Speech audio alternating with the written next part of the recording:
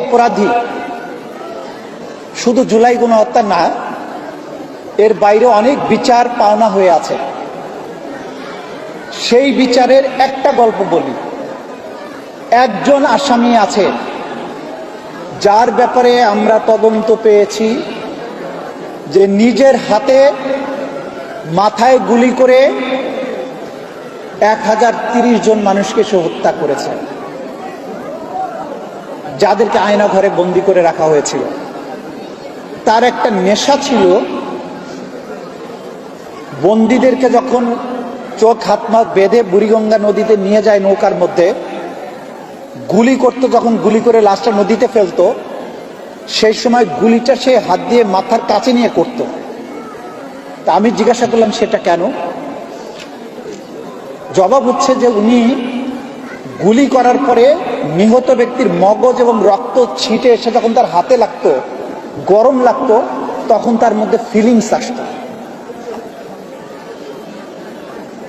এই অপরাধীরা কয়েক হাজার মানুষ যারা গুম হয়ে গেছেন, যারা কোনোদিন আর ফিরে আসবেন না, যাদের পরিবার 15 বছর যাবৎ রাজপথে আন্দোলন করেছেন, র্যাব অফিসে ধর্ণা দিয়েছেন, পুলিশের কাছে ধর্ণা দিয়েছেন, নানান গোয়েন্দা সংস্থার কাছে ধর্ণা দিয়েছেন, প্রধানমন্ত্রীর কাছে ধর্ণা দিয়েছেন, যাদের সন্তানদের আজও ফিরে আসেনি। ইলিয়াস আলী আজও ফিরে আসেনি, মুকাদ্দাস ওয়ালিউল্লাহরা ফিরে আসেনি।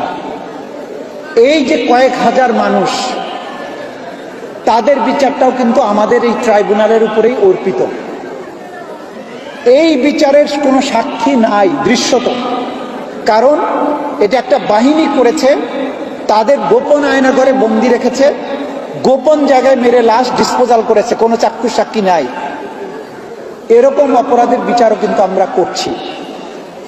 সুতরাং কোন রাজসাক্ষী দিয়ে আমরা কি অর্জন করতে চাই, দয়া করে এটা আপনারা প্রশ্ন করবেন না। এটা আমরা জানি কোথায় কি প্রমাণ করতে হবে।